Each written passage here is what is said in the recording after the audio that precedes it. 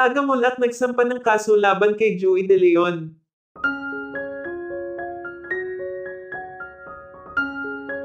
Halos gumuho ang mundo ng mga magulang ni Atasha Mulak dahil sa nangyari dito sa mga kamay ng TV host na si Joey De Leon. Marami ang talaga namang galit na galit dahil sa edad umano ni Joey hindi na umano ito nahiya. Maging ang anak umano ni Aga Mulak ay hindi nito pinalampas. Masahol pa umano sa masamang tao si Joey dahil sa pilit umano nitong ginagawa sa mga baguhan sa showbiz ang mga bagay na hindi nito ginagawa. Hindi umano dahil sa baguhan ng isang artista gagawa na ito ng bagay na hindi dapat para lang sa pansariling kagustuhan o interes. Samantala ayon pa sa aming nakalap na impormasyon, itinatanggi umano ni Joey ang ginawa nito kay Atasha. Hindi umano totoo na ginawa niya iyon kay Atasha dahil sa iginagalang umano nito ang kanyang mga magulang.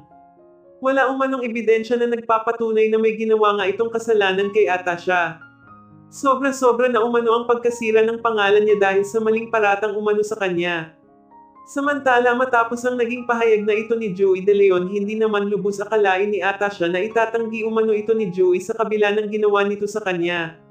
Tinakat umano at pinagbantaan siya nito kung kaya siya nanahimik, ngunit sa pagdaan umano ng mga araw dito na umano na-realize ni Atasha na kailangan niyang maging matapang at harapin ang mga dapat na noon pa nito ginawa para sa sarili niyang hustisya.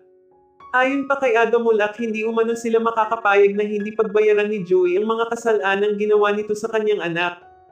Prinsesa umano ang turing nila kay Atasha kaya lubos umano ang sakit na nadarama nila sa nangyari sa kanilang anak. Sana umano ay aminin na ni Joey lahat ng kasalanan niya dahil hindi umano sila makakapayag na mabaliwala ang ipinaglalaban nila para sa hustisya sa kanilang anak. Magulang din umano si Joey De Leon, may mga anak na babae, sana umano ay maging isang huwarang magulang ito at maging makatao, lalo na sa mga kababaihan. Hindi umano sa lahat ng oras makakatakas siya sa mga kasalanan niya. Hindi umano natutulog ang Diyos, lalabas at lalabas din umano ang buong katotohanan.